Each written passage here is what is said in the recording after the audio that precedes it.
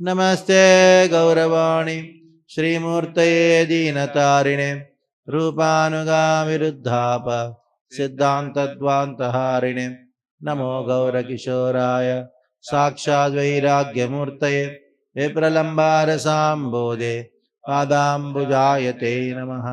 नमो भक्तिविनोदाय सच्चिदानन्दनामिने गौरशक्तिस्वरूपाय रूपानुगावरायते गौराविर्भावभूमेस्त्वं निर्देष्टा सज्जनप्रियः वैष्णवसार्वभौम श्री जगन्नाथाय ते नमः।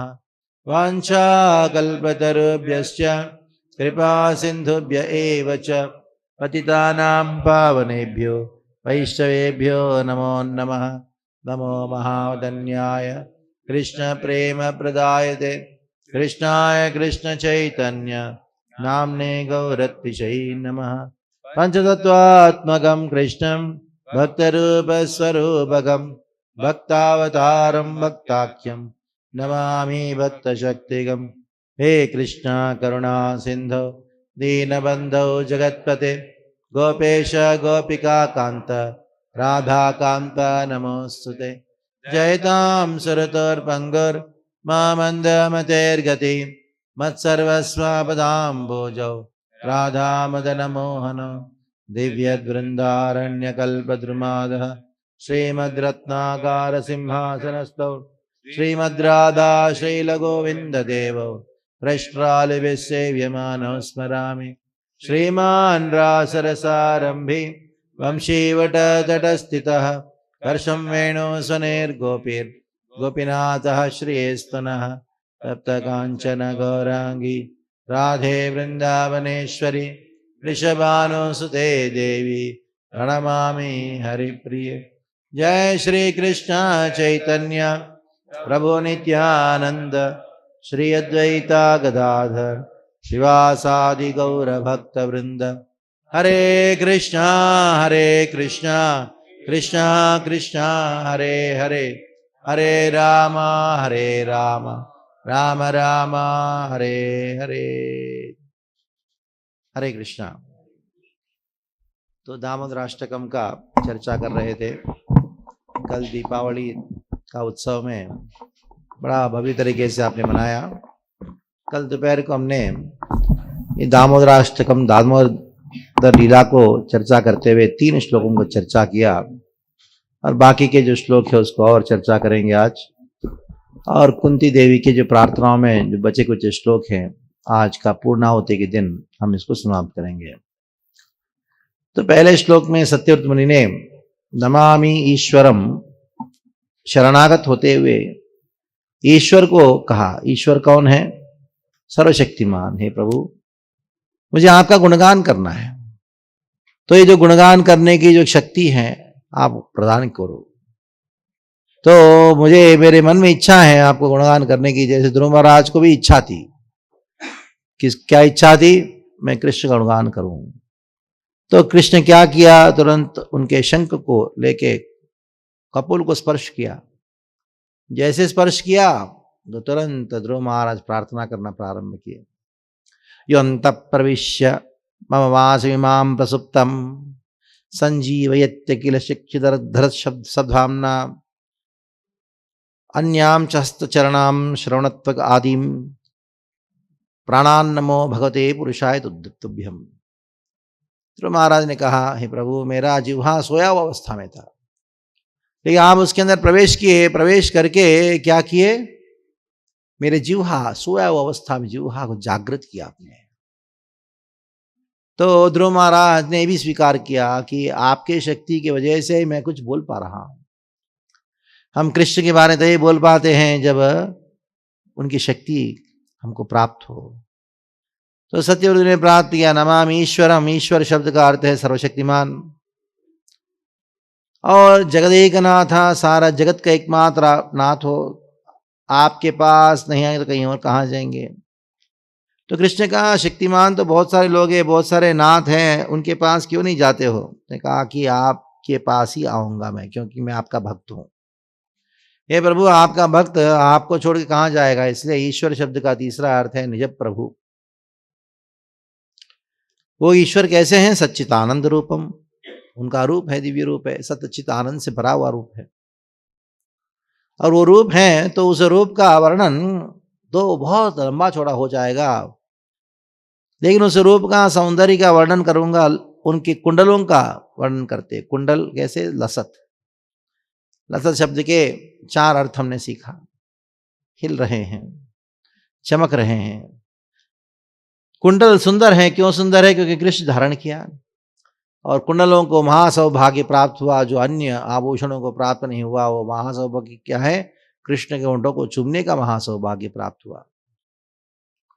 लसत कुंडलम गोकुले ब्राजमानम, गोकुल में कृष्ण उनके आयु के अंतर्गत स्वाभाविक लीलाएं करते हैं। गोकुले ब्राजमानम, इसलिए गोकुल सर्वश्रेष्ठ है। यशोदभ्य उलका धावमानम, ओखल से भी भाग रहे हैं कृष्ण। वो लीला को भागवत से हम श्रवण कराए किस प्रकार जो कृष्ण जिनको देख के सारा भय स्वयं भयभीत होकर भाग जाता, वो यशोदा से भयभीत है। परस्पर विरोधात्मक जो तत्व है कृष्ण में पाए जाते हैं और उसके अंदर समा जाते हैं। अजन्मा का जन्म, जो सर्वव्यापी को बांधना, शांताकार क्रोधित होते हैं, सारा जगत को खिलाने वाले उनको भूख लगता है। ये कृष्ण का परस्पर विरोधाभास को चर्चा करते हुए हमने भी चर्चा किया किस प्रकार दूसरे श्लोक में रुदंतम मुहुर्नेत्रम युग्मम रुजंतम कराम्भोज युग्मेन चाटंक नेत्रम मुहुश्वशकं कंप त्रिरेकांत कंठा सिते ग्रीवम दामोदरम भक्तिबद्धम, भक्ति के द्वारा बंधे जाते हैं। और भक्तेर जितत्वम, तीसरे श्लोक में भक्तेर जितत्वम तदीय जितज्ञेषु भक्तेर जितत्वम, इसके ऊपर हमने चर्चा की, आपको याद होगा कल उडुपी क्षेत्र का वर्णन किया। सारा जगत को भगवान ने बताना चाहते मैं भक्ति के द्वारा ही बांधा जा सकता हूं, मैं भक्त के वशीभूत रहता हूं। कौन से भक्त? प्रेमी भक्त। तो प्रेमी भक्त कौन है? यशोदा। सारा जगत को तो ये बात कहना चाहते, लेकिन भगवान खास करके देवी को ये बात कहना चाहते हैं। देवकी कौन है? तदीयेषु तज्ञेषु, तदी भाव में स्थित है वात्सल्य है, लेकिन गौरव वात्सल्य है, ऐश्वर्य ज्ञान युक्त वात्सल्य है। जैसे कृष्ण प्रकट हुए देवकी के सामने, तुरंत देवकी ने प्रणाम किया। माँ है, माँ हो कि प्रणाम करने का अर्थ क्या है? माँ बेटी को प्रणाम करती है, लेकिन भगवान है मेरे पुत्र, इसका ज्ञान है। और देवकी के अंदर ये वही ऐश्वर्य युक्त वात्सल्य होने के नाते वात्सल्य संकुचित हो जाता है। ऐश्वर्य ज्ञान हृदय में वात्सल्य जो उसको संकुचित करता है।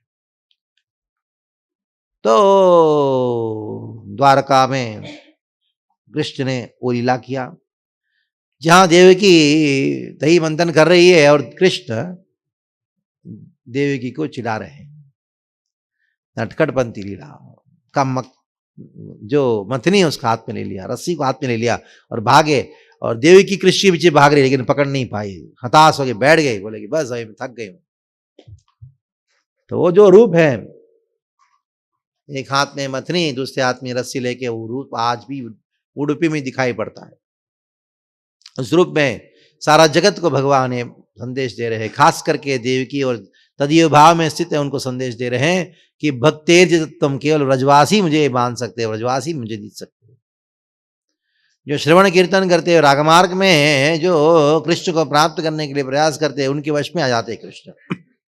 स्थाने स्थितम श्रुतिगताम तनुवान मनोबे, ये प्रायसो अजितोपि जिता, कृष्ण अजित है, उसके ऊपर भी जीत सकते हैं। कौन? स्थाने स्थितम श्रुतिगताम तनुवांग मनोबे, जिस स्थान में आप हो उधर रहो, ज्यादा हंगामा मत करो। ब्रह्मचारी तो ब्रह्मचारी रहो, गृहस्थ तो गृहस्थ रहो, ठीक है, ज्यादा हंगामा मत करो। मुझे अरे मैं कहाँ फंस गया, शादी होता तो अच्छा था, वह विवाह हो गया, अरे कहाँ कैसे विवाह हो गया, विवाह नहीं करता तो अच्छा था। जो हो गया ना, शांत रहो ना, भजन करो, श्रवण कीर्तन करो, रागमार्ग में भजन करो, गोपियों का पचिनों में चलो। हाँ, उनके द्वारा आचार्य उनके द्वारा लिखा गया स्तोत्र, उसको गान करो। ये तो अजितो विजिता, शुद्ध भक्ति, प्रेम भक्ति एकमात्र चीज है जो कृष्ण को वश में रख सकता है। उन 3 श्लोक को चर्चा की, अभी 4था श्लोक में जाएंगे। वरम देव मोक्षम न मोक्षावधिं वा न चान्यम ऋणेहम वरेशादपीहा इदं ते वपूर्णात गोपाल बालम सदा मे मनस्य अविरस्तम किमन्यैहि। वरम देव मोक्षम न, तो 2 श्लोकों में, 4था और 5वां श्लोक, 2 श्लोकों में सत्यव्रत मुनि अपना इच्छा व्यक्त करते, क्या नहीं चाहिए वो भी एक इच्छा है, क्या चाहिए वो भी इच्छा है। वरम देवा, देवा का अर्थ क्या है? देदीप्यमान, जिनके शरीर से अद्भुत प्रकाश उत्पन्न हो रहा है और जो देदीप्यमान लीलाओं को कर रहे हैं, यानी माधुर्य एक है, उनके शरीर से दिव्य प्रकाश उत्पन्न हो रहा है, दूसरा उनकी लीलाओं में मधुरिमा प्रकाशित हो रहा है। देवा शब्द का ये 2 अर्थ बनता है। यहाँ इस स्थान में, इस वृंदावन में, वरेशाद, आपसे जो हर प्रकार का वरदान देने में समर्थ हो, आप हर प्रकार का वरदान देने में समर्थ होने पर भी मुझे मोक्ष नहीं चाहिए। मैं जानता हूं मुक्ति ददामि कर रही नच भक्ति योगम, आप मुक्ति देने के लिए तत्पर, हाँ ले लो, मुक्ति ले लो, जाओ, मुझे नहीं चाहिए। वरम देव मोक्षम ना, और दूसरा क्या नहीं चाहिए मुझे? मोक्षावधिम, सारूप्या सृष्टि सामीप्या सालोक्य, ये जो 4 प्रकार का मुक्ति वो भी नहीं चाहिए मुझे। न चान्यम, यानी साधना भक्ति से द्वारा उत्पन्न हुआ शुभदा मोक्ष लघु, शुभदा और क्लेश अग्नि, साधना भक्ति के द्वारा उत्पन्न हुआ जो सुख वो भी नहीं चाहिए मुझे। वैकुंठ लोक भी नहीं चाहिए मुझे। न चान्यम ऋणेहम वरेशाद अपीहा, अगर आप चाहते भी हो मुझे देना, मुझे नहीं चाहिए। क्या चाहिए फिर? इहा वृंदावन में मुझे क्या चाहिए? इदम ते वपूर्णात गोपाल बालम सदा में मनसी, ये वपु हैं, गोपाल बाल का जो वपु है, हमेशा मेरे मन में उसका स्फूर्ति होता रहे। भक्त मुक्ति नहीं चाहता है, ये भक्ति का महिमा है। भक्ति का महिमा को प्रकाशित करते हुए रूप गोस्वामी पाद ने भक्ति सामने सिंधु में करीबन 23 लोग एक साथ में लिखते हैं। एक ही सब्जेक्ट है उसका, भक्ति मुक्ति से श्रेष्ठ है। मुक्त लोग भी भक्ति करते हैं। दामोदराष्टकम ने कहा, हे नाथा इदम इहा इदम ते वपुर गोपाल बालम, ये जो गोपाल बाल का वृंदावन में स्वरूप है, सदा में मनसी अविरास्तम, ये मेरे मन में हमेशा रहे। तो कोई कहे, अरे मैं तो अंतर्यामी के रूप में रहता हूं ना तुम्हारे मन में, तुम्हारे हृदय में। अंतर्यामी के रूप में आप तो चतुर्भुज रूप में हो, लेकिन मुझे वो रूप का दर्शन नहीं करना है, मुझे ये रूप का दर्शन करना है जो यशोदा को दिखाया आपने। तो कृष्ण ने कहा, अरे कुछ तो लो मुझसे, बहुत लोग बहुत मांग के जाते मुझे। जितने भी 3 प्रकार के जो चीजें मैंने मना किया है, वो बहुत लोग चाहते हैं उसको, मैं तुमको दूंगा, ये भी साथ में ले लो, पैकेज के रूप में ले लो, मुक्ति भी ले लो, भगवान ने कहा।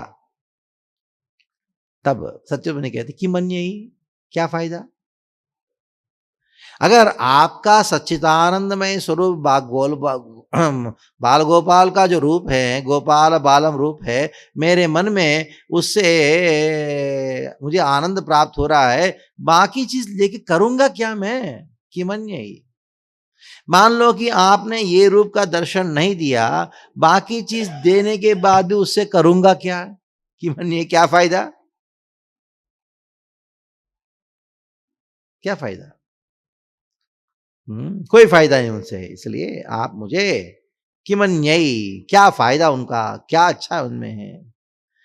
किमन्यई की और एक अर्थ है, भगवान ने पूछा सत्यव्रत मुनि से, मैं जानता हूं कि तुम मोक्ष नहीं चाहिए, मोक्ष की इच्छा नहीं है, और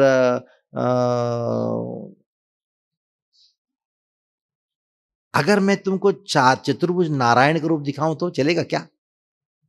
हाँ, वो चलेगा? तुमको मोक्ष नहीं दूंगा, चलेगा वो ठीक है, चतुर्भुज नारायण का रूप नहीं दिखाऊं? तो सत्यव्रत मुनि ने कहा, प्रभु नहीं, आप इस नारायण का स्वरूप भी दिखाओगे ना, मुझे संतुष्टि मिलने वाला नहीं है। मुझे तो केवल गोपाल बाल का जो स्वरूप है वही संतुष्ट करेगा। इसके बाद 5वां श्लोक में उस स्वरूप में, गोपाल बाल का स्वरूप में, खास करके जो मुखारविंद है उसका दर्शन दीजिए मुझे अब मेरे मन में। इदम ते मुखाम्बोजम, यानी इदम मतलब इस शरीर में, मुखाम्बोजम आपका मुख जो है, अत्यंत नीलेर, अव्यक्त नीलेर, वृत्तम कुंटेले ही, पूरा आपका मुख जो है आवृत हुआ है गुंगराले बालों से। वृतम कुंटेलेर स्निग्ध रक्तैश्च गोप्या, स्निग्ध बाल है आपका। बार बार गोपियां आपको चूम के आपका मुंह पूरा लाल हो चुका है। मुहुश्चुंबिताम बिंब रक्ताधरम में आपका अधर भी रक्त वर्ण का है। मनस्या विरास्तम, मन जो है अविरास्तम, मन पूरा मेरे मन में ये जो मुख जो है उसका हमेशा स्मरण होता रहे। भगवान का श्रीमुख का वर्णन। श्रीमुख कैसा है भगवान का? हाँ, मुख कैसा है? परम मनोहरा, इदम ते परम मनोहरा, अत्यंत मनोहर है, मन को हरने वाला है। एक बार कृष्ण का मुखारविंद को दर्शन किया तो और मुख का दर्शन करने का मन ही नहीं करता। और साथ साथ में प्रफुल्ल कमलाकरा, पहला उपमा क्या है, पहला लक्षण क्या है आपका मुख का? पहला लक्षण है श्रीयुक्त आपका परम मनोहरा, दूसरा प्रफुल्ल कमलाकरा, तीसरा निखिल संतापहारी, परम आनंद रसमया, और ये चार स्वभाव है कृष्ण का। पहला क्या है? परम मनोहरा, सबका मन को हरने वाला है। मन को हर के करता क्या है? प्रफुल्ल कमलाकरा, जैसे मन खिल जाता है, जैसे कमल सूर्य उगते ही सूर्य का किरण को प्राप्त करके कमल खिल जाता है, उसी प्रकार ये ऐसा सूर्य के समान है कृष्ण का मुखारविंद। उसको दर्शन करने से हमारा मन का कमल जो है खिल जाता है, प्रफुल्ल कमलाकरा। तीसरा क्या है? निखिल संतापहारी, मन भी प्रफुल्लित हो जाता है और कमल जैसे विकसित होता है, कृष्ण का मुख भी उसी प्रकार का है, दोनों लागू हो सकता है। तीसरा क्या है? वह निखिल संतापहारी, हर प्रकार का दुख को हर लेता है। दुख को हर के क्या करता है? परम आनंदमया, परम आनंद को प्रदान करता है। इसलिए मंदिरों का निर्माण होता है, अर्च विग्रह का मंदिरों में स्थापना करके निर्माण करते हैं या अर्च विग्रह पूजा होता है। क्यों? जो भी मंदिर में आके कृष्ण का मुखारविंद का दर्शन करता है, वो कृष्ण उस मुखारविंद का सौंदर्य से सबका मन को हर लेते हैं और उनका मन नाम जो कमल संकुचित हुआ है वो कमल के ऐसा प्रफुल्लित करते हैं। और तीसरा, सारा प्रकार का दुख को हर लेते हैं। और चौथा, परम आनंद रसमय, जिस प्रकार का रस को भक्त आस्वादन करना चाहता है वो रस को पान कराते हैं। तो वो जो मुख है, मनसी मुहुर अविरास्तम, बार बार मेरे मन में आपका पूरा शरीर में, पिछले श्लोक में तो इदंते वपुर्नाथ गोपाल बालम, पूरा गोपाल बाल का पूरा वपु मेरे मन में स्थित रहे और उस वपु में उस पूरा शरीर मुखारविंद खास करके वो उसका दर्शन करना चाहता हूं। तो प्रश्न आया कि वो मुख कैसा है? वृत्तम, आवृत है। कैसे? कुंटला, तो कुंटैले मतलब घुंघराले बालों के द्वारा आवृत है और अत्यंत नीले, वो मुख नील रंग का है, स्निग्ध है और इधर उधर उधर लाल रंग के जो दाग हैं, क्योंकि गोपियां बार बार उसको चूमती थी। कृष्ण का मुख इतना प्यारा है, कोई गोपी देख लिया तुरंत उसको पकड़ लिया और चूम के छोड़ देती थी, और किसी को पता नहीं क्या है, हो क्या क्या है ऐसा। तो ऐसा वो कृष्ण का मुंह में इधर इधर इधर लाल लाल भरा रहता था। तो सत्यव्रत वर्णन करते हैं कि जैसे कोई कमल अभी अभी नया मकरंद प्रकट हुआ है तो बहुत सारे भ्रमर आ जाते हैं और एकदम बिल्कुल आवृत करके ऐसे ऐसे पूरा घेर लेते हैं।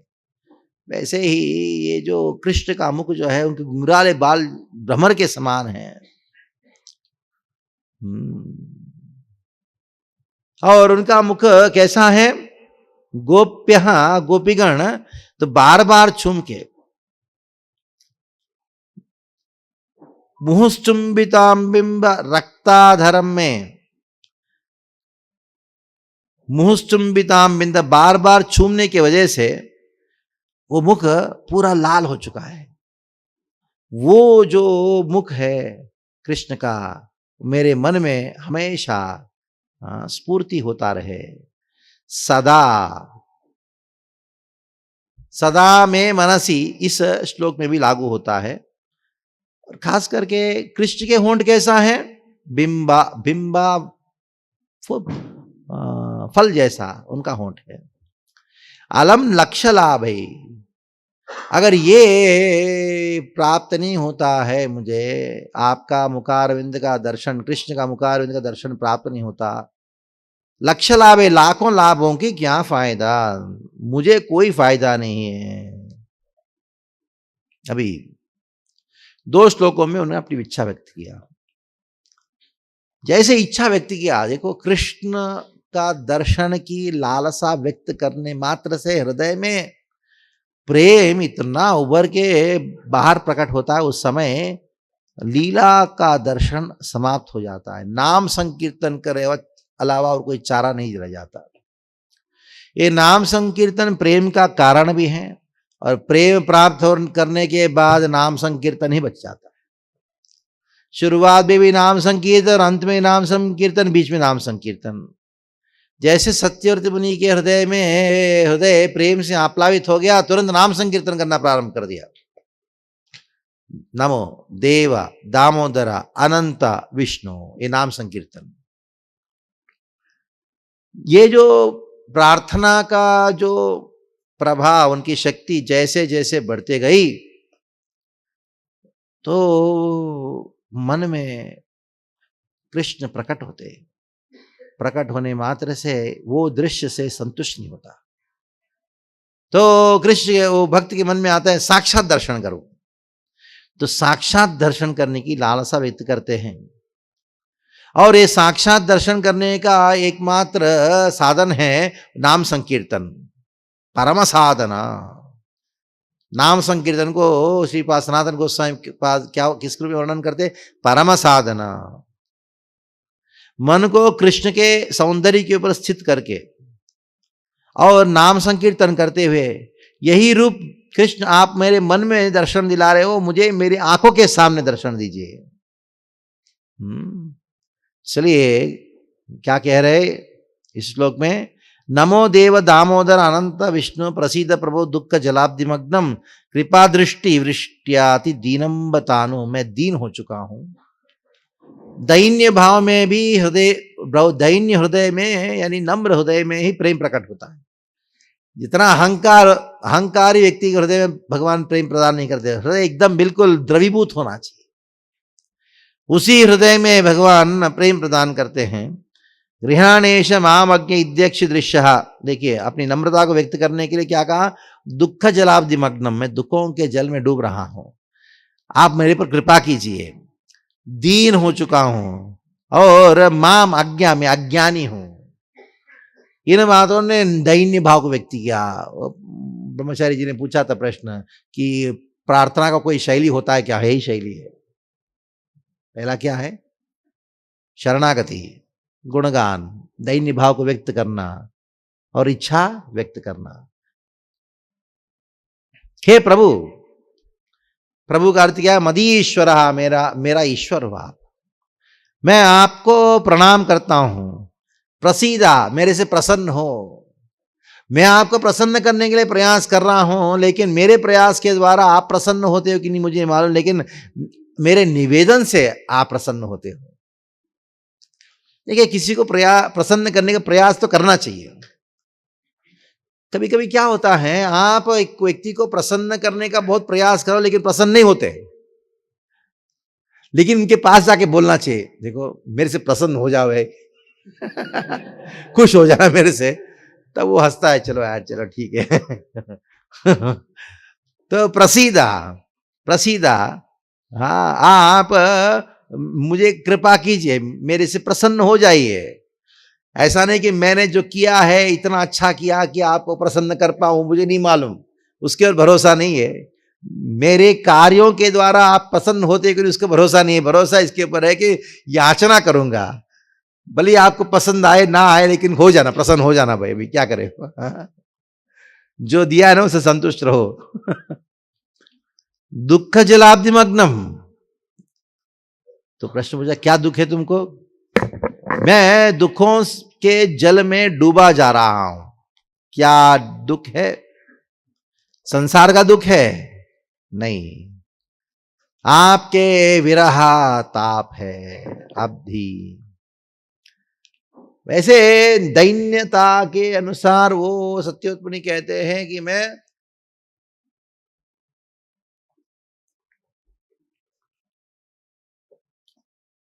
संसार का सागर के दुख में डूबा जा रहा हूं, लेकिन वास्तविकता में संसार का सागर है ही नहीं उनको। क्या सागर में डूब रहे हैं? विरह सागर में डूब रहे हैं। लेकिन दैन्य भाव को अनुभव करके वो सोचता है कि मैं संसार सागर में डूब रहा हूं, हे कृष्ण मुझे रक्षा करो, लेकिन संसार सागर में नहीं डूब रहे हो। तो वास्तविकता विरह जालम, मैं मग्न धीरे धीरे से डूबा जा रहा हूं। अति दीनम, मैं बहुत दीनम बतानु, मैं अति दीन हूं, इसलिए आप मुझे मेरा हालत कैसा है? एक मरा हुआ व्यक्ति एक लाश के रूप में मैं जी रहा हूं, लिविंग डेड मैन, इसलिए मैं अज्ञानी हूं, मुझे मालूम नहीं क्या करना है क्या नहीं करना है। कृपा दृष्टि, मेरे ऊपर कृपा दृष्टि कीजिए, ताकि मेरे इन आंखों के सामने आपका साक्षात दर्शन मुझे प्राप्त हो। अभी 7वां श्लोक। तो भगवान ने प्रश्न पूछा, तुम तो अज्ञानी हो, तुम तो दीन हो, ऐसे लोगों के सामने थोड़ी ना दर्शन देता हूं मैं। हाँ, तो सत्यव्रत कहते हैं नहीं, आपका स्वभाव है। हाँ, थोड़ा आगे आ जाएगा। हाँ, आपका स्वभाव है प्रभु। हाँ, मैं आपको प्रमाण देता हूं, आपको अनेकों अज्ञानी लोगों को आपने दर्शन दिया, प्रेम भक्ति दिया। तो कुबेरात्मजो बद्ध मूर्त्यैव यद्वत् त्वयामोचितो भक्तिबाजो कृतो च तत प्रेम भक्तिम स्वकामे प्रयच्छ न मोक्षे ग्रहो मेस्ति दामोदरेह। अभी जैसे प्रेम विशेषता को वर्णन कर रहे हैं, तो तुरंत साक्षात दर्शन करने की लालसा उत्पन्न होती है। जैसे लालसा उत्पन्न हुई तो सत्यव्रत ने कहा, भले ही मैं अज्ञानी हूं, भले ही मैं बड़ा नीच हूं, पापी हूं, संसार सागर में डूबा हुआ हूं, आपका साक्षात दर्शन करने की लालसा करने में कोई मैं गलत कार्य नहीं कर रहा हूं, क्योंकि इतिहास में पहले आपने इसी बद्ध अवस्था में, आप बंधन में थे, बद्ध मूर्ति, ये बद्ध अवस्था में आपने मुक्त कराया किसको? कुबेर के पुत्रों को। लीला तो आप जानते हो, नारद जी जा रहे थे, कैलाश जा रहे थे, रास्ते में बद्री से कैलाश जाओगे, रास्ते में अलकापुरी आता है। अलकापुरी से पहले मंदाकिनी बहती है, उधर मंदाकिनी नदी में कुबेर के पुत्र नलकुबेर मणिगिरी, दिखने में महाकुरूप लेकिन धन का मद है, उससे स्त्रियों के साथ नग्न होके रमण कर रहे थे। नारद जी आए तो स्त्रियां तो शर्म के मारे वो कपड़े धारण कर लिया, ये दोनों ऐसे नग्न खड़े थे, कहीं शराब पिए हुए थे।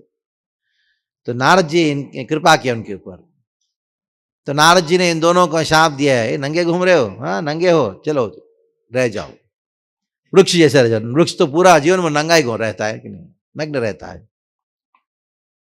तो बाद में वो याचना करने ने कहा, नारद जी ने कहा चिंता मत करो, भगवान स्वयं तुमको मुक्त कराएंगे।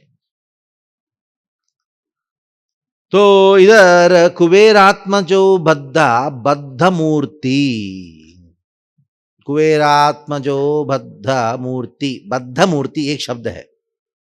अभी कृष्ण को यशोदा बांध के रखी, इसलिए कृष्ण बद्ध मूर्ति हैं।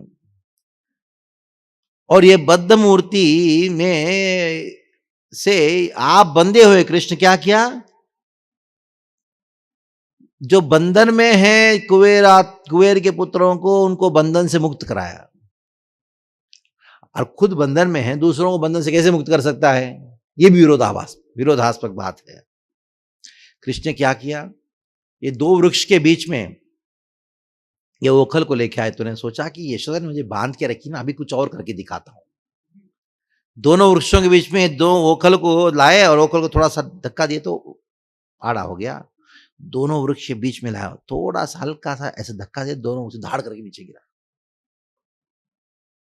और वृक्ष से दोनों प्रकट हुए। कौन, नलकुबेर मणिगिरी। कैसे थे वो, गंधर्व जैसे थे, सुंदर थे।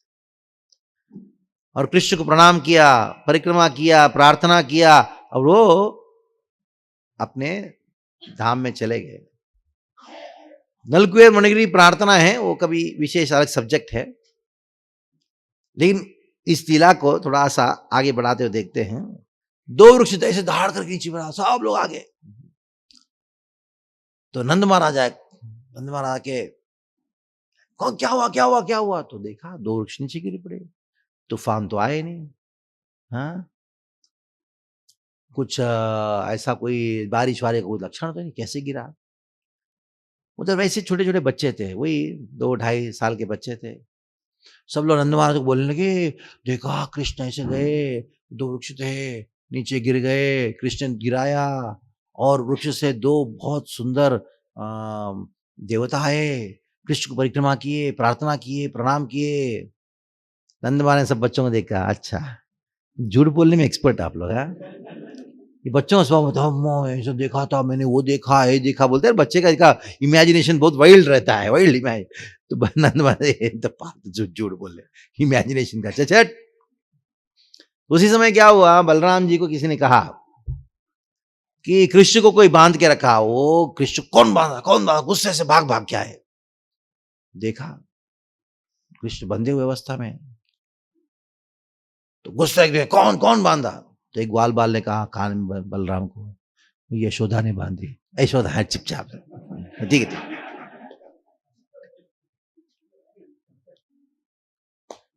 वो खुद बंधे हुए हैं, लेकिन नलकुबेर मणिगिरी तो त्वया मोचित मुक्त कराया।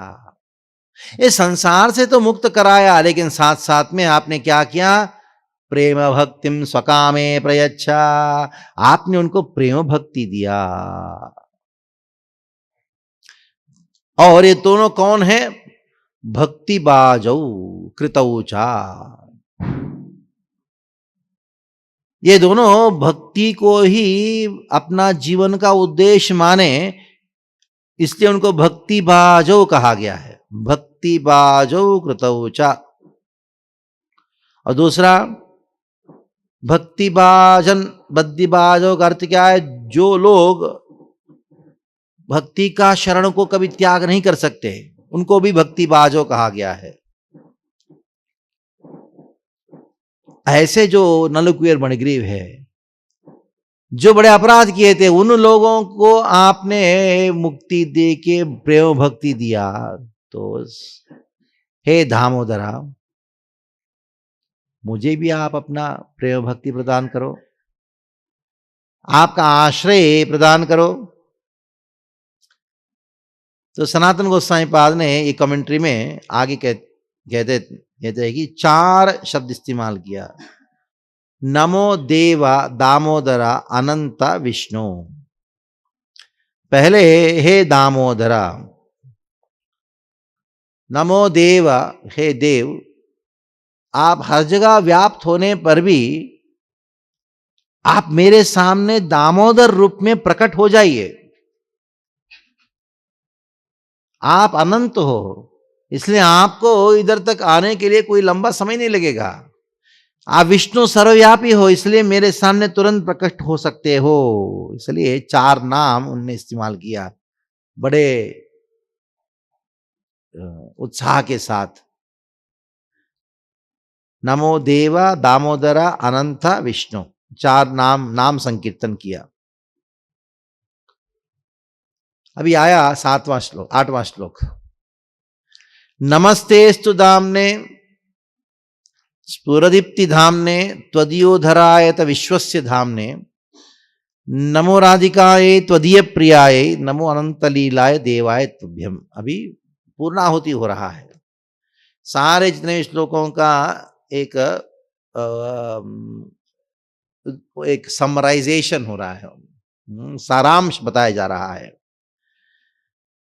तो नमस्तेस्तु धाम्ने स्वरदीप्ति धाम्ने, ब्रह्म तेज आपके शरीर से उत्पन्न हो रहा है। नमस्तेस्तु धाम्ने, मैं आपके धाम को प्रणाम करता हूं।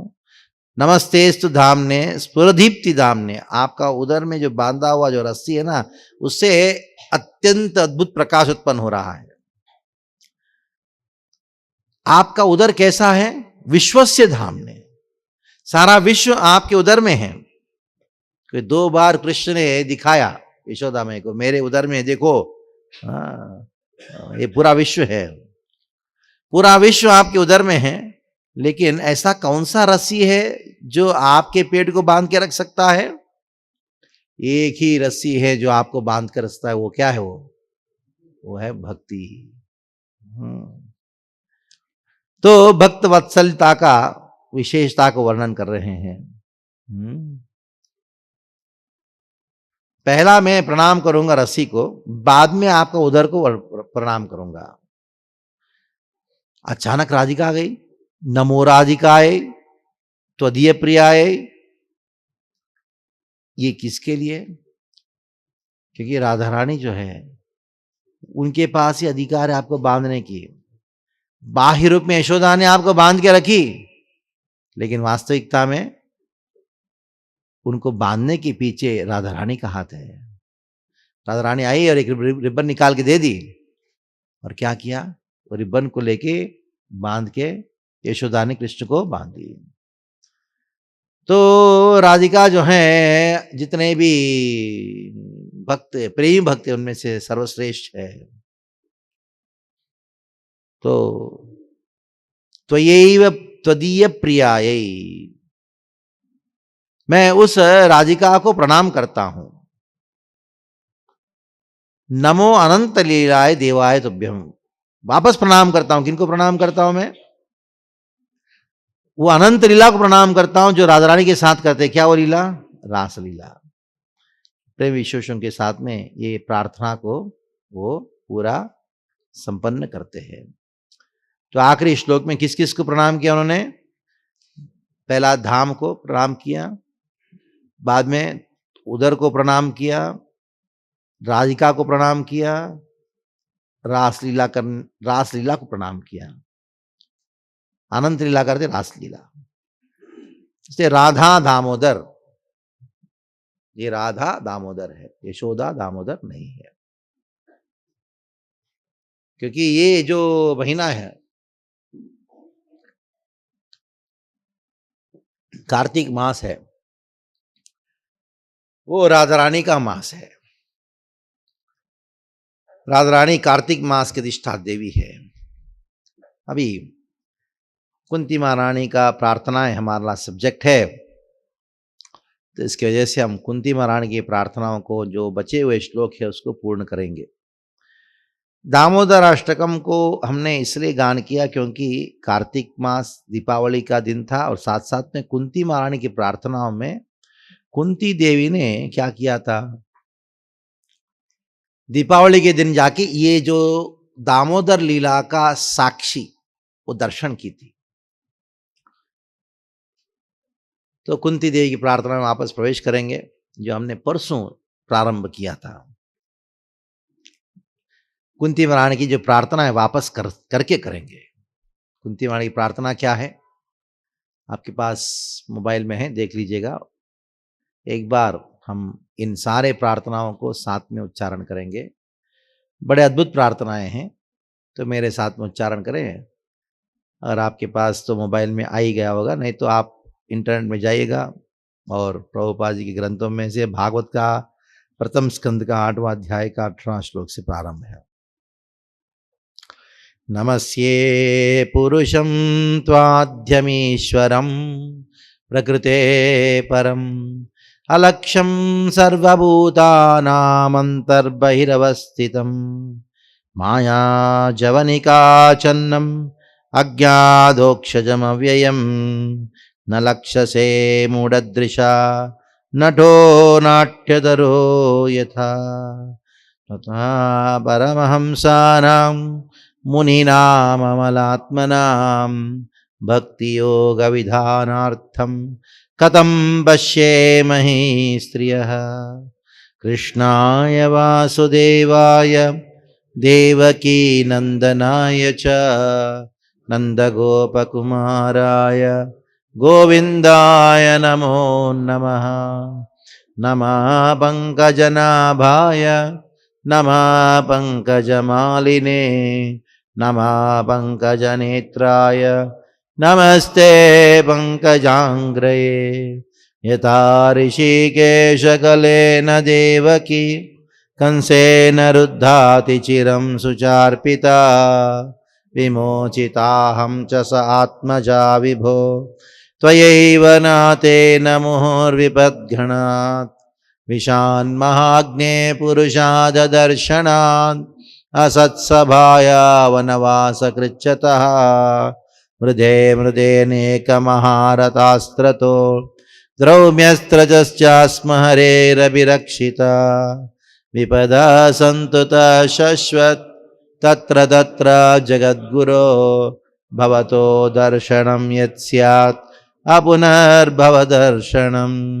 जन्मैश्वर्यश्रुतश्रीभिर्वेदमानमदपुमान् नैवार्यत्यभिधातुं वै त्वामकिञ्चन गोचरम् नमो किंचन वित्ताय निवृत्त गुणवृत्तये आत्मा रामाय शांताय कैवल्यपतये नमः।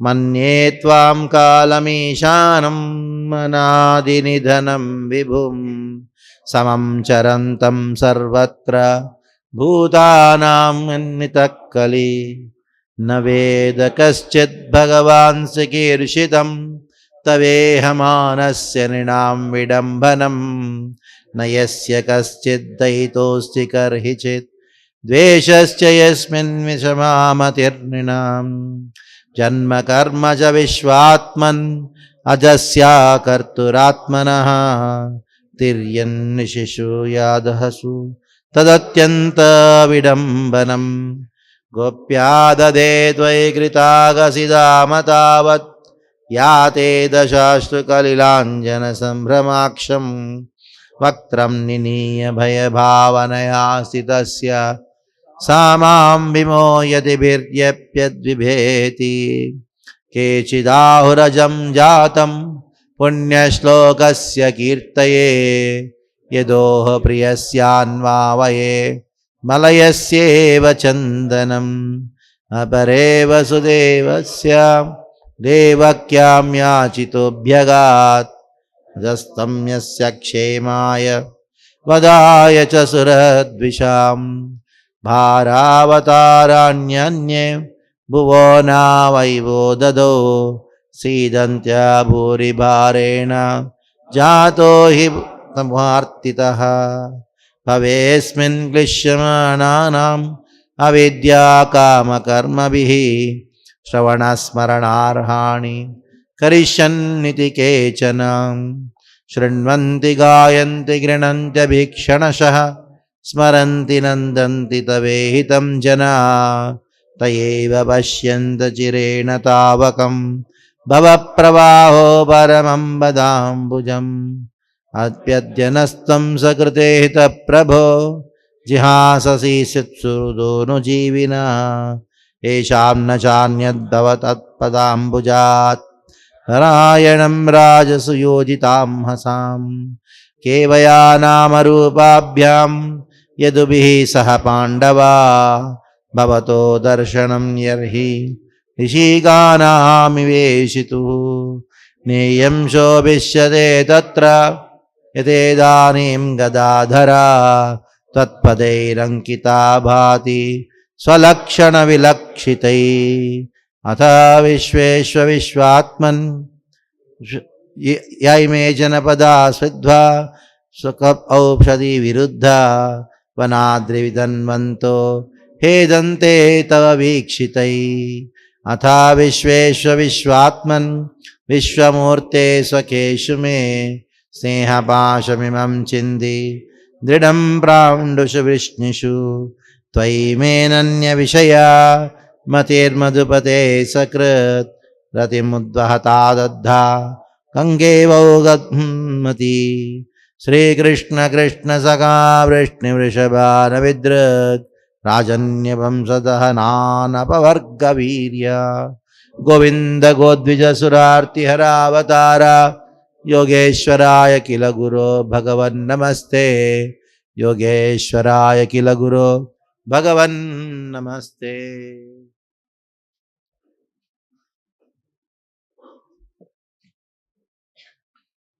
कृष्ण को समझना मुश्किल से ज्यादा विडंबना है। क्या विडंबना है? विडंबना ये है विरुद्ध सामान्यम तस्मिन् चित्रम। उनके अंदर विरोधाभास बहुत है। विरोधाभास कृष्ण का स्वभाव है, परम सत्य का स्वभाव है। उपनिषदों में भी खास करके ईशावास्योपनिषद में ये विरोधाभास को स्पष्ट रूप में वर्णन किया गया है। क्या विरोधाभास? तद्देजति तन्नेजति तद्दूरे तद्वान्तिके तदंतरस्य सर्वस्य तत्तु सर्वस्यास्य बाह्यता। तद्देजति, तद मतलब भगवान, एजति मतलब चलते हैं, तन्नेजति नहीं भी चलते हैं। अरे चलते तो चलते, नहीं चलते, दोनों कैसे हो सकता है? वो चलते भी है और नहीं भी चलते। तद्देजति तन्नेजति तद्दूरे, वो दूर भी हैं, तद्वान्तिके नजदीक में हैं, और दूर भी है नजदीक में, दोनों साथ साथ में कैसे संभव है? हाँ संभव है, इसलिए भगवान भगवान। विरोधात्मक गुण एक साथ में समन्वय जिनके अंदर हो वही भगवान है। तद्देजति तन्नेजति तद्दूरे तद्वान्तिके तदंतरस्य सर्वस्य, वो अंदर भी है और बाहर भी है। कृष्ण ये रूम के अंदर है और साथ साथ में बाहर भी है, और कृष्ण ये रूम के अंदर है और ये रूम कृष्ण के अंदर भी है। ये कैसे हो सकता है? हाँ, इसलिए आश्चर्य को अनुभव करना, कृष्ण तत्व को पढ़ के आश्चर्य को अनुभव करना, ये प्रथम रस है। आश्चर्य रस प्रथम रस है, उसके बाद बाकी रसों का आस्वादन होता है। You become astonished bye hearing Krishna. अगर कृष्ण का तत्व को पढ़ के आश्चर्य को अनुभव करोगे, उसके अंदर अद्भुतता को अनुभव करोगे, जगत की अद्भुतता आपको भाता नहीं है। तो इसी बात को कुंती देवी कहती है। जन्म कर्म च विश्वात्मन अजस्या कर्तुरात्मनः। आपका जन्म और कर्म है, अजन्मा अकर्तु। अजन्मा हो फिर भी जन्म लेते हो, अकर्तु हो लेकिन कार्य करते हो। ये बड़ा विडंबना है, और इस विडंबना को मैं प्रत्यक्ष देख चुकी हूं, दर्शन कर चुकी हूं। दिवाली के दिन मैंने दर्शन किया। कौन सा लीला? दामोदर लीला। गोप्याददे कृतागसि दाम तावत 31वां श्लोक है, उसके बाद 32वां श्लोक से करेंगे, यानी कुंतीवाणी की प्रार्थनाओं में लिस्ट में आपका। गोप्याददे कृतागसि दाम तावत याते दशास्तु कलिलांजन संभ्रमाक्षम वक्त्रम निनीय, वक्त्रम सर को नीचे झुका के, निनीय भय भावनया से तस्या, हृदय में भय को अनुभव कर रहे हो।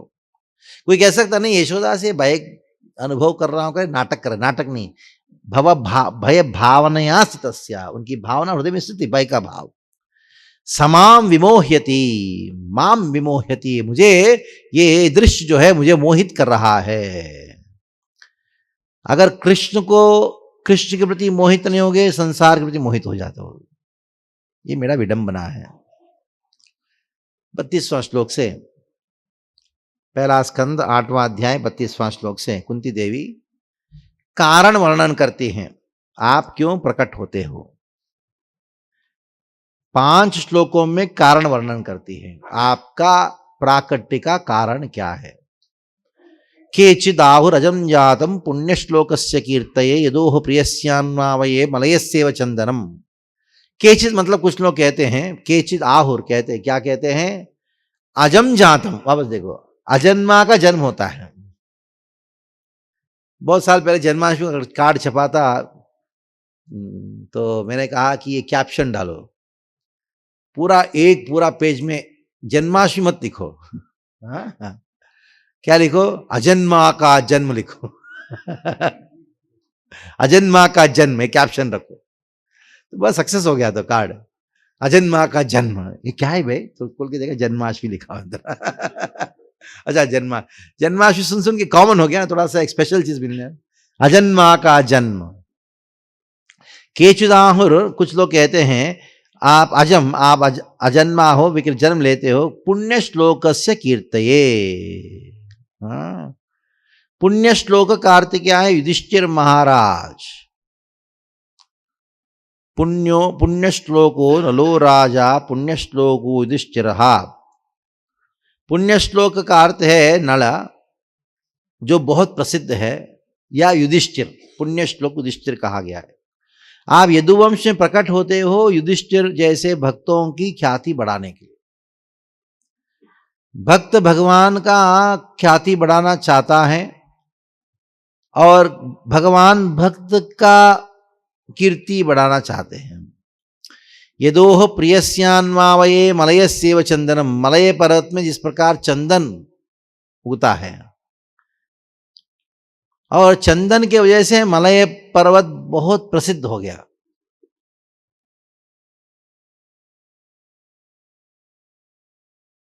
जिसको आप आलेशा कहते हो ना, शास्त्रों में मलेशिया को मलय पर्वत कहा गया, और बहुत सारे चंदन के वृक्ष थे। अंग्रेज जाके सारे चंदन को काट के अपने ब्रिटेन लेके गए। चंदन के वृक्ष से वो लोगों ने अपना फर्नीचर बनाया, पागल लोगों ने। और क्या उगाया उधर? रबर प्लांटेशन कर दिया, रबर का पेड़ लगा दिए।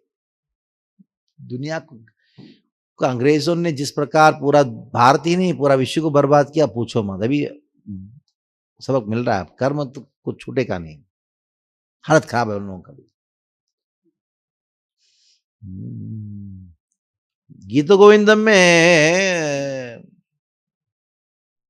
जयदेव गोस्वामी मलयसी चंदनमिंदु किरण मनो, राधा रानी कृष्ण विरह का अनुभव कर रहे उस समय मलय चंदन का जो चंदन लेपन करने के लिए आ रहे हैं गोपियां, नहीं बस निंदा सी चंदनम, निंदा कर। ये मलय चंदन से उत्पन्न हुआ जो वायु है वृंदावन में बह के आती थी। देखो कहाँ मलेशिया, कहाँ वृंदावन, इतना मलय चंदन का बहुत, लेकिन मलेशिया इतना प्रसिद्ध क्यों हुआ? चंदन की वजह से हुआ। वैसे यदुवंश अभी प्रसिद्ध क्यों हुआ? कृष्ण के जन्म की वजह से हुआ। तो कृष्ण का एकमात्र काम रहता है कि मैं भक्तों की ख्याति बढ़ाऊं। अभी अगले अध्याय में आने वाला है, ये अध्याय के अंत में आता है। तो जिस प्रकार अभी अर्जुन का स्थिति थी युद्ध के पहले, युद्ध के बाद युधिष्ठिर का स्थिति, युधिष्ठिर रोना धोना शुरू कर दिया था, अभी मैं राजा नहीं बनूंगा, मेरी वजह से इतना बड़ा खून खराबा हुआ। कृष्ण क्या कर रहे हैं? युधिष्ठिर के सामने खड़े होकर समझा रहे, युधिष्ठिर गीता सुनो, रो मत, राजा बनो। और वही कृष्ण युधिष्ठिर के हृदय में बैठ के बोलते मेरी बात समझो मत, अद्भुत कर्मणः। क्यों? युधिष्ठिर को लेके जाना है भीष्म पितामह के पास, और सारा जगत को ये बताना जो मैं काम नहीं कर पाए भीष्म करके देंगे। सबके सामने भीष्म पितामह का प्रवचन दिला दिया। कृष्ण प्रयास करते हैं ताकि मेरे भक्तों का यश बढ़े। अपरे वसुदेवस्या, कुंती देवी की अपरे मतलब अन्य लोग ये कहते हैं वसुदेवस्या देवक्याम याचितोभ्यगात, वसुदेव देवकी ने याचना किया, उनकी प्रार्थना सुन के आप प्रकट हुए हो। देवक्याम वसुदेवस्या याचितोभ्यगात, देवकी और वसुदेव पिछले जन्म में, पिछले जन्म में कौन थे? पृश्नि, सुतपा पृश्नि। सुतपा और पृश्नि के याचना से भगवान 3 बार प्रकट हुए। पृश्नि गर्भ के रूप में प्रकट हुए, बाद में अदिति के गर्भ से क्या प्रकट हुए? वामदेव, बाद में कृष्ण स्वयं देवकी और वसुदेव गर्भ में प्रकट हुए। देवकी और वसुदेव पिछले जन्म में कौन थे? पिछले जन्म में कौन थे वो? हाँ, सुतपा और पृश्नि। ऐसा कैसे? देवकी और वसुदेव का पिछला जन्म था क्या? हाँ था, और नहीं भी था। देवकी और वसुदेव कृष्ण के शाश्वत उनके पार्षद है। जब कृष्ण प्रकट होते हैं देवकी और वसुदेव प्रकट होते हैं, कृष्ण प्रकट होने से पहले देवकी और वसुदेव प्रकट होते हैं। तो ये पृश्नि और सुतपा, ये दोनों, पृश्नि देवकी के गर्भ में प्रवेश, देवकी के शरीर में प्रवेश की, और सुतपा वसुदेव के शरीर में प्रवेश करके उस रस को आस्वादन किया। एक शरीर में इस प्रकार का संयोग हो सकता है। वैसे ही द्रोण और दारा, यशोदानंद महाराज पिछले जन्म में द्रोण और दारा थे, लेकिन द्रोण और दारा अलग है, यशोदानंद महाराज अलग है। यशोदानंद महाराज जो है वो सीधा गोलोक से डायरेक्टली आते हैं, और ये द्रोण और दारा उनके शरीर में प्रवेश करके यशोदानंद महाराज ने जो वात्सल्य को आस्वादन किया वो आस्वादन करते हैं। अपरे वसुदेवस्या देवक्याम याचितोभ्यगात अजस्तम अस्य क्षेमाय वदाय च सुरद्विषाम। तो अस्या, इस जगत में क्या करते हो? अस्या, इस जगत को क्षेम के लिए, उसका रक्षा करने के लिए, वदाय च सुरद्विषाम, जो देवताओं से क्या करते हैं? द्वेष करते हैं, उनको मारने के लिए वदाय। कृष्ण असुरों को वध करते हैं। असुरों को वध करने के पीछे अनेकों कारण हैं। सबसे प्रसिद्ध कारण क्या है? पृथ्वी भारनाशो मुकुंद जयति जयति देवो देवकी जन्म धनोयम जयति जयति कृष्णो वृश्यम पुंष्टिवंश प्रदीपः जयति जयति मेघश्यामल कोमलांगो जयति जयति पृथ्वी भारनाशो मुकुंदा। पृथ्वी भारनाशो मुकुंदा, पृथ्वी का भार को नाश करने के लिए भगवान प्रकट होते हैं। ये प्रसिद्ध कारण है, मोस्ट फेमस कारण है। दूसरा कारण क्या है भगवान असुरों को वध करने के पीछे? असुरों को वध करते हैं ताकि भक्तों की रक्षा हो। तीसरा कारण क्या है असुरों को वध करने के पीछे? असुरों को वध करते हैं असुरों को उद्धार करने के लिए। असुरों को उद्धार करने के लिए और कोई रास्ता, इसको मारो तभी उद्धार होगा उसका।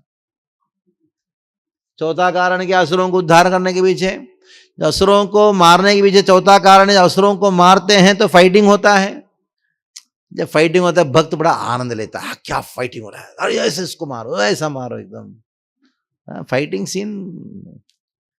बचपन में हम ऐसे बच्चे सब खेलते थे। जो रविवार के समय में कोई टीवी में पिक्चर आता था तो मैं पिताजी को बोल के रखता था, जैसे फाइटिंग शुरू होगा ना हमको बुलाना, हम खेलते हुए हम ये फालतू रोना धोना गाना कौन सुनेगा, फालतू चीज सब। हाँ, ये गाएगी वो गाएगा, ये सब चीजें, वो डायलॉग कुछ समझ में नहीं आता था हमको। फाइटिंग सीन समझ में आता है क्योंकि ये हीरो है, ये विलन है। हाँ, तो जब हीरो विलन को मारता है, धाड़ करके विलन गिरता है, तो ओ अच्छा लगता है। विलन आगे हीरो को मारने आता है तो एक्साइटमेंट लगता है, हीरो ये करो वो करो। सबसे पहला जो सृष्टि के बाद सबसे पहला जो लीला हुआ, फाइटिंग सीन ही हुआ है। जब ब्रह्मा जी का सृष्टि हुआ, उसी समय 2 असुर का भी सृष्टि हुआ था। भगवान के कान से 2 गंदगी के टुकड़े गिर पड़े, वो असुर बने। कौन? मधु और कैटभ। और ये मधु और कैटभ ने देखा इसको मारना है, जिससे आए उसी को मारना है। तो तपस्या की, भगवान प्रकट हुए, बोला क्या चाहिए? हम आपको मारना चाहते हैं, इसलिए युद्ध करो हमसे। तो तथास्तु, युद्ध होगा। नहीं, युद्ध करने के लिए शक्ति भी हमको दो। ठीक है, तथास्तु। तो ये तो कैसे भी मारेगा हमको। तो उनके मन में ऐसा था, इस संसार में भौतिक तत्वों के अलावा और कोई चीज नहीं, पृथ्वी जल अग्नि वायु आकाश मन बुद्धि अहंकार, ये 8 तत्व जहां है, आप हमको नहीं मार सकते। उन्होंने कहा तथास्तु। क्योंकि ये 3 आजकल की आधुनिक वैज्ञानिकों का आधार बन गया। भगवान नहीं है, मारो मतलब भगवान नहीं है। भगवान नहीं है साबित करने के लिए भगवान के द्वारा दिया बुद्धि को प्रयोग करते हैं। और तीसरा, वो ठान के बैठे संसार में भौतिक तत्वों के अलावा कुछ है ही नहीं, अध्यात्म नाम कोई चीज नहीं, आत्मा कर कुछ है ही नहीं। तो मधु को एडो बेहोश होते थे। पृथ्वी जल अग्नि वायु आकाश मन बुद्धि अहंकार के अलावा कोई है ही नहीं। चलो धुमाधाम युद्ध हुआ। उस युद्ध का जो एक ही ऑडियंस था, जामवान। पिछले कल्प से आया था जामवान। तो प्रभु ऐसा मारो, अरे इसको मारो, ओ बहुत अच्छा हुआ, अरे पीछे से आ रहे इसको बराबर देखो। होता है ना, जब वो जो स्टेडियम में क्रिकेट मैच होता है ना, तो प्रोत्साहन देता है ना फैंस, ऐसा।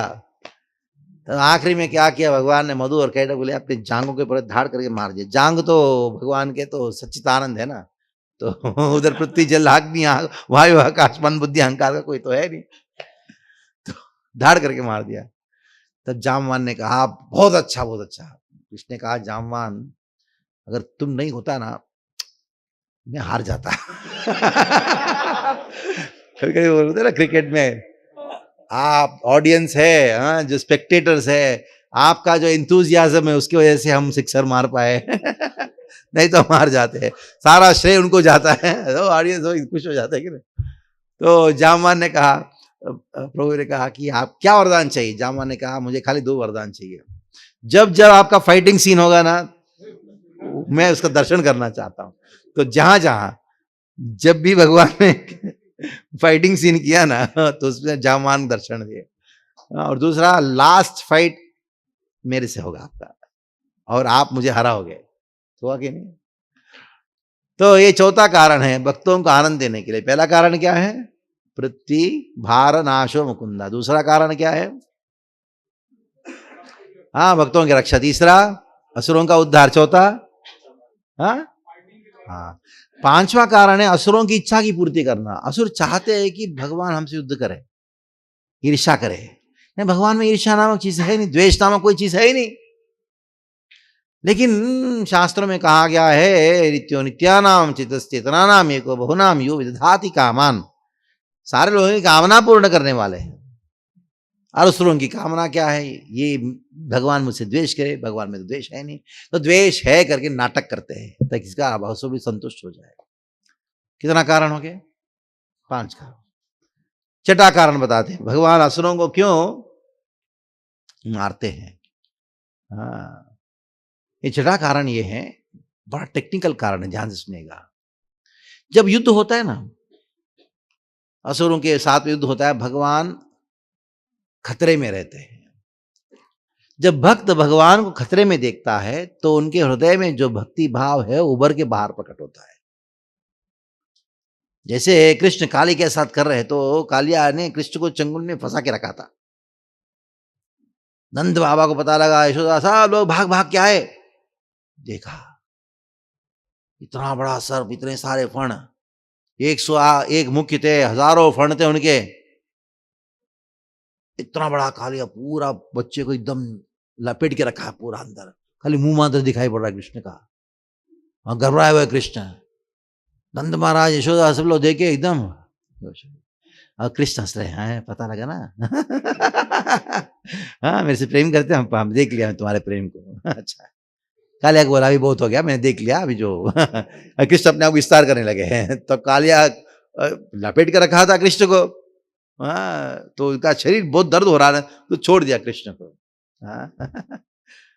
तो कोई चीज को अगर बांध के रखोगे, ये एक्सपैंड होता है तो टाइट होता है कि नहीं? हाँ तो ऐसा, तो कृष्ण अपने आप को खतरे में डालते हैं ताकि उनके भक्त कृष्ण को खतरे में देख के उनके प्रति कृष्ण की जो प्रेम जो हृदय में छुपा हुआ था दूध के रूप में, जो दूध उबलने से उभरता है ना, उस प्रेम को उभरते हुए देखना चाहते हैं। घर में बच्चा करता है ऐसा है, बच्चा जो है खेल रहा है, मैं बोल रहा है, माँ चुप बेटा अपना काम कर, मैं काम कर रही हूँ अभी, तो अब खेल। बच्चा अचानक करके रोना शुरू कर देता है, माँ भाग भाग क्या हुआ क्या हुआ क्या हुआ, तो गोद में रहती है, ओ ये उंगली दिखाता है, ऐसे दिखाता, बाद में हंसता है, कुछ नहीं हुआ, शांत है। ये क्या देखने के लिए, मुझसे प्रेम करते हो ना, देखो बुला दी तो आते नहीं, इसलिए रोना पड़ता है। तो कितना कारण हो गया? 6। 7वां कारण देखते हैं। तो भगवान अपनी निजी इच्छा पूर्ण करना चाहते हैं, इसलिए असुरों से युद्ध करते हैं। देखो दिखावा करने की प्रवृत्ति हमारे अंदर कहां से आया? क्योंकि कृष्ण मूल रूप में है, जो है दिखाना चाहते हैं। मैं जानते मैं कौन, मैं भगवान दिखा सकते क्योंकि उनके पास है, आप क्या दिखाओगे? क्या है दिखाने? कचरा, मूर्खता। तो वैकुंठ में सब कुछ दिखा पा रहे हैं, लेकिन बल दिखाने के लिए युद्ध करना होगा। किसकी उस युद्ध करें? सब तो उनके भक्त है ना। तो इसके लिए सब ड्रामा करते, नाटक। जय विजय आए, चार कुमार आए, जय ने रोक दिया। तो जय विजय के मन में इच्छा आई, भगवान का इच्छा को कैसे पूरा करे, युद्ध करना चाहते, किससे युद्ध करेंगे, इच्छा जैसे भक्तों में प्रकट हुआ तो भगवान ने योजना बनाया, चार कुमार आए, जय विजय रोक दिया। तो चार कुमार ने शाप दिया, जय विजय असुरों के रूप में प्रकट होना पड़ा, ताकि कृष्ण आके इधर असुरों के साथ युद्ध करके अपना क्या दिखा सके? बल को दिखा सके। 7 कारण हो गया। पहला पृथ्वी का भार, दूसरा भक्तों की रक्षा, तीसरा असुरों का उद्धार, चौथा हाँ भक्तों को आनंद देना, 5वां असुर की इच्छा पूरा करना, 6ठा प्रेम, भक्तों के हृदय प्रेम उभरते हुए देखने की इच्छा, 7वां निजी इच्छा को पूर्ण करना, बल को प्रदर्शित करने की इच्छा। आखिरी कारण, जब भक्तों के साथ भगवान युद्ध करते हैं वो लिपिबद्ध होता है, ठीक है ना? जब उसको हम पढ़ते हैं, भक्त पढ़ते हैं, तो कृष्ण उस भक्त के हृदय में प्रवेश करते हुए लीला श्रवण करने के द्वारा, और उस असुर को वध करते, जिस इस असुर का वध को लेकर भगवान ने असुर का वध किया, वो लीला श्रवण किया है, वो भक्त के हृदय में प्रवेश करके वो असुर को वध करते हैं। इसलिए कुंती देवी इसी बात को कहते हैं, क्या कहते हैं? भारावताराण्य भुवना योददो सीदंती भूरिभारेण जातो ही भुवार्तितः।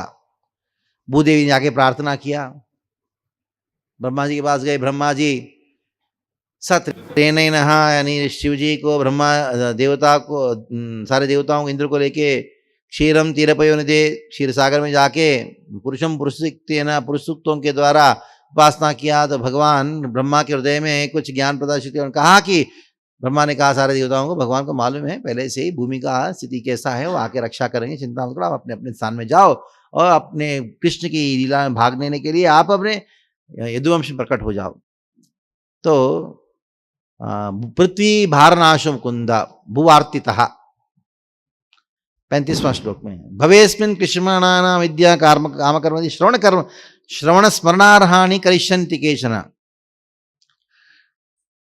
तो भगवान आके जब लीलाएं करते हैं तो क्या होता है? तो एक भागवत होता है, तो उसकी लिपिबद्ध होता है लीला। इस संसार में सभी लोग दुखी है, दुख का कारण क्या है? अविद्या काम कर्म भी। अविद्या, अविद्या की वजह से कामना उत्पन्न होती, कामना से पाप करता है, पाप की वजह से दुख। हमारा दुख का कारण है हमारे पाप, पाप का कारण क्या है? भौतिक इच्छा, भौतिक इच्छा का कारण क्या है? हमारा अज्ञान, अज्ञान का अर्थ क्या है? कृष्ण को भूलना, कृष्ण को भूलने का अर्थ क्या है? कृष्ण के साथ हमारा संबंध को भूलना, कृष्ण के साथ हमारा संबंध को भूलने का अर्थ क्या है? मैं कृष्ण का दास हूं, दासी हूं, इस बात को भूल जाना। और जैसे आप इसको स्मरण करते हो कि मैं कृष्ण का दास हूं, दासी हूं, और दुख नहीं, जीवेर स्वरूप है कृष्ण नित्य दास, यही विश्वास कर लेना और दुख नहीं। इसलिए कृष्ण श्रवण स्मरणारहाणि करिष्यन् इति केचन। आगे 36वां श्लोक में, भले ही अनेकों कारण है लेकिन मुख्य कारण ये है, शृण्वन्ति गायन्ति गृह्णन्ति भीक्षणशः स्मरन्ति नन्दन्ति तवेहितं जना तयेव पश्यन्त चिरेण तावकं भव प्रवाहो परमं पदाम्बुजम्। हे प्रभु, आपके चरण कमल निर्गुण नहीं है, गुणों से संपन्न है।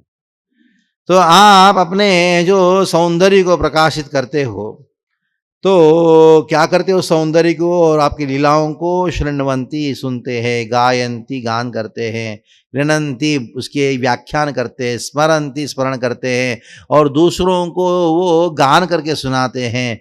वही लोग बिना कोई रुकावट के, यानी बिना कोई देर, तुरंत ही, विदाउट एनी डिले, अचिरेण तावकम भव प्रवाहो परमं पदाम्बुजम, आपकी चरण कमलों को दर्शन कर सकते हैं। यानी कृष्ण का चरण कमलों का दर्शन, साक्षात दर्शन प्राप्त कराने के लिए कृष्ण प्रकट होके ये सब लीलाएं करते हैं। तभी कुंती देवी अपनी इच्छा व्यक्त कर रही, जैसे प्रार्थनाओं की शैली में आखिरी क्या चीज होती है? इच्छा व्यक्त करना होता है ना, इच्छा व्यक्त कर रही है।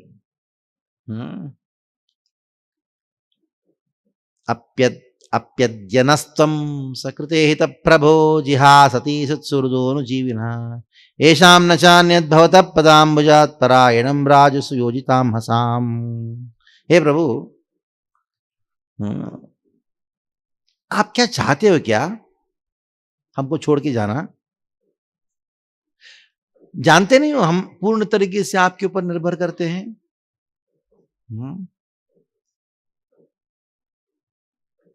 कृष्ण ने कहा, नहीं, अभी सुरक्षित हो ना तुम लोग, अभी मेरी क्या आवश्यकता है, मैं जा रहा हूं।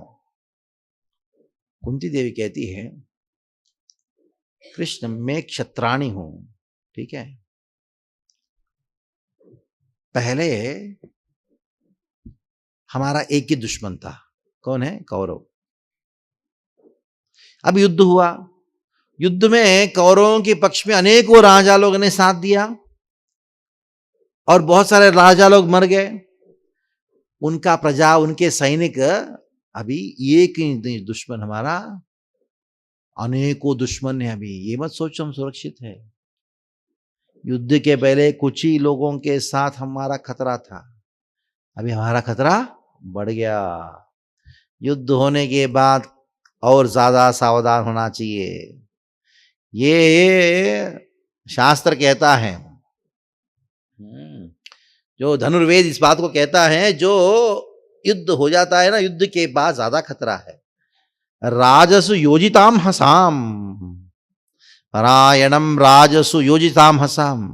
कृष्ण, तो अभी जा रहे हो तुम, वैसे देखा जाए तुम्हारी आवश्यकता हमारे लिए अभी ज्यादा है। जाना चाहते हो ये सोच के हम सुरक्षित हैं, हम ज्यादा खतरे में हैं। तो कृष्ण ने कहा, बहुत दिन हो गया, मुझे द्वारका जाना है, मुझे बहुत सारा जरूरी काम है उधर, मुझे जाने दो ना। कुंती देवी कहती हैं, देखो, तुम्हारे काम अपने आप हो जाता है। सारा जगत को एक जगह बैठ के संभालते हो ना, उधर जाने की कोई आवश्यकता नहीं है, इधर बैठे बैठे हो जाता है। हे प्रभु, आप हर कार्य को संकल्प मात्र से कर लेते हो। अभी हमारा जो खतरा ज्यादा है, इसलिए रह जाओ और मेरे बच्चों को रक्षा करो। ये मोह में मत रहना कि हम सुरक्षित है, हम अभी ज्यादा खतरे में, खतरा बढ़ गया है। कृष्ण का तुम्हारे बच्चे हैं ना, कुंती देवी, भीम है ना, अर्जुन है ना, वो इतने शक्तिशाली, वो लोग देख लेंगे, चिंता मत करो। देखो खासकर युधिष्ठिर धर्म का मूर्तिमान स्वरूप है, उनको कोई कुछ बिगाड़ सकता है क्या? चिंता मत करो, लोग देखभाल करेंगे, मुझे जाने दो। कुंती देवी कहती है, देखो मैं जानती अपने बच्चे को बड़े शक्तिशाली है। अर्जुन में शक्ति इसलिए कृष्ण क्योंकि तुम उनके साथ में। केवया नाम रूपाभ्याम यदुभिः सह पांडवाः भवतो दर्शनम यर्हि ऋषिकानाम वेशितु। कुंती देवी कहते हैं, ऋषिकानाम इवेशितु। इंद्रियां काम कर रही है, मैं बोल पा रहा हूं, ये हाथ पैर चल रहे हैं, मैं देख पा रहा हूं, क्योंकि शरीर में क्या है? प्राण है। प्राण जैसे चले जाते हैं तो इंद्रिया कोई काम का है क्या? जिस अर्जुन का बात कर रहे हो कृष्ण, तुम उनके साथ में था, इसलिए वो धनुष बाण चला पाया। युद्ध प्रारंभ ही नहीं हुआ था, दो फेंक दिया था और रोना शुरू कर दिया, याद है ना तुमको? हाँ, ये अर्जुन, इसके बारे से जीऊंगी मैं। हाँ, भीम ने इतना शक्तिशाली हंगामा करता था ना, मार खाया था। द्रोणाचार्य ने ऐसे ऐसे बाण फेंका था, भीम को भागना पड़ा। केवया नाम रूपाभ्याम, ये नाम रूप पांडवों का नाम है। युधिष्ठिर महाराज धर्म का, अर्जुन धनुर्धारी, भीम शक्तिशाली, इनका बड़ा रूप है राजाओं के रूप में। क्यों मालूम है? यदुओं का है, पांडवों का, सह पांडवा, क्योंकि आप उनके साथ में हो, इसकी वजह से उनके पास इतनी शक्ति है, नहीं तो ये कोई काम के नहीं है। जैसे प्राण जब तक है शरीर में, इंद्रियां विजृंभण करता है, प्राण चला गया, वही इंद्रियां फट थप।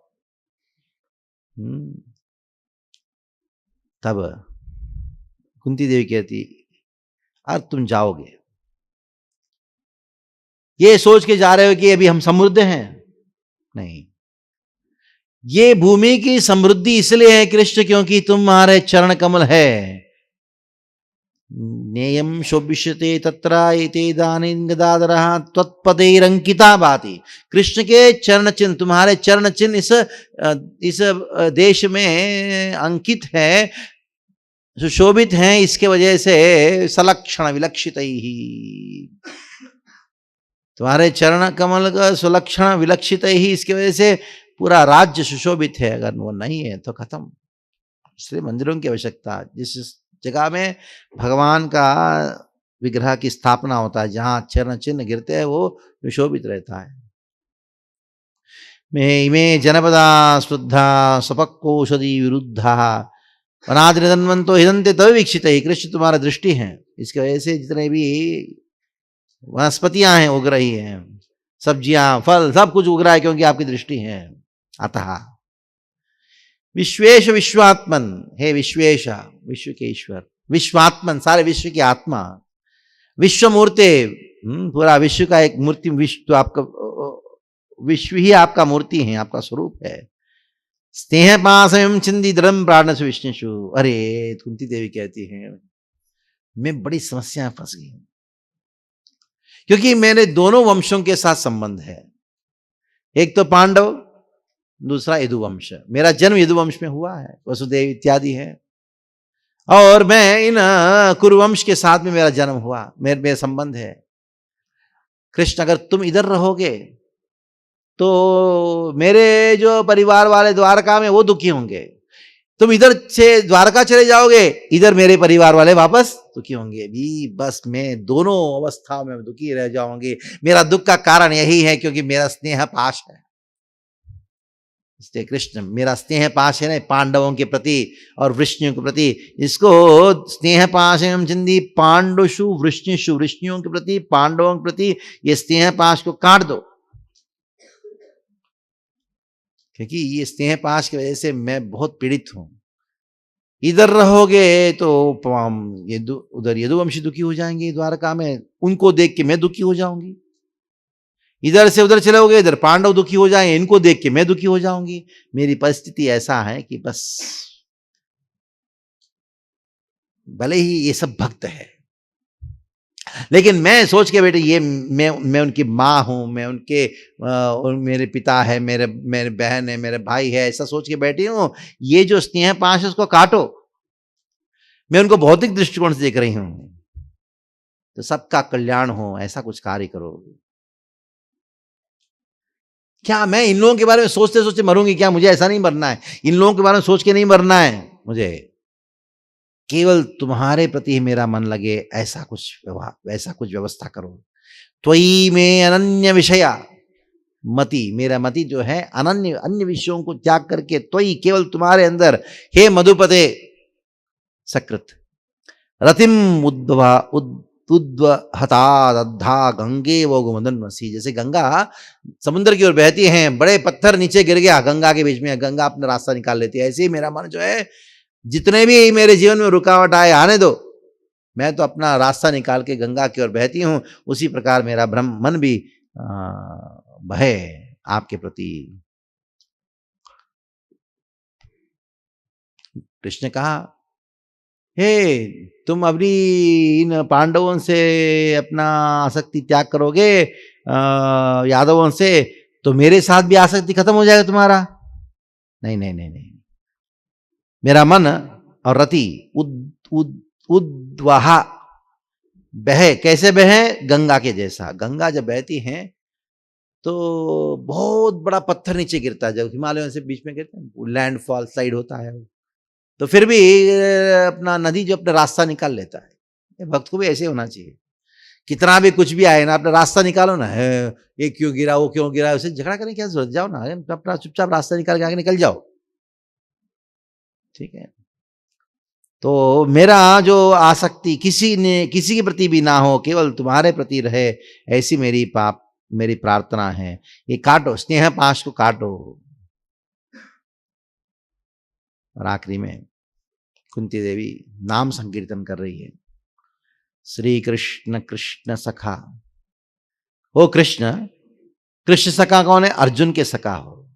अर्जुन का भी एक नाम कृष्ण है। वृष्णि वृषभा, सारे वृष्णियों में सर्वश्रेष्ठ हो।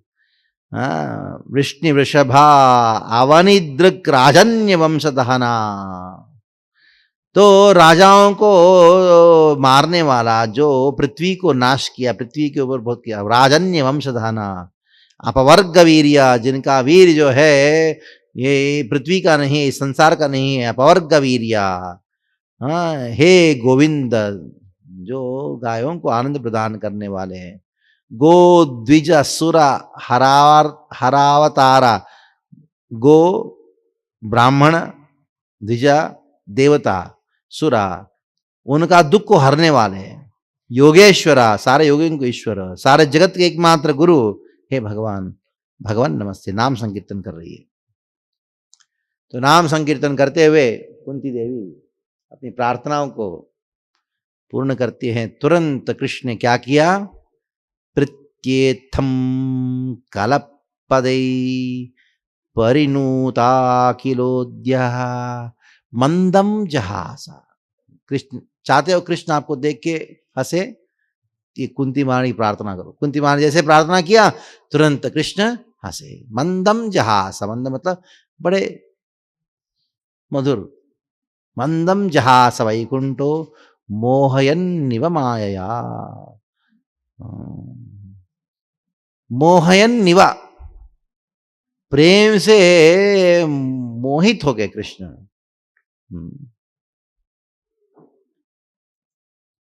कृष्ण को भी मोह में डालने वाली ये प्रार्थना है, कृष्ण को मोहित करने वाला है। ये प्रार्थनाओं में इतनी शक्ति है, कृष्ण भी मोहित हो जाते हैं। मोहित होके क्या करते हैं, वो मंदम जहासा हंसते हैं। तो जो भी आपको अगर इच्छा है तो रोज कुंती महारानी की प्रार्थना भगवान के सामने आप गा सकते हैं। तो इस बार के लिए कुंती महारानी की प्रार्थना तक हम पहुंचे। हरे कृष्णा कृष्णा कृष्णा हरे हरे।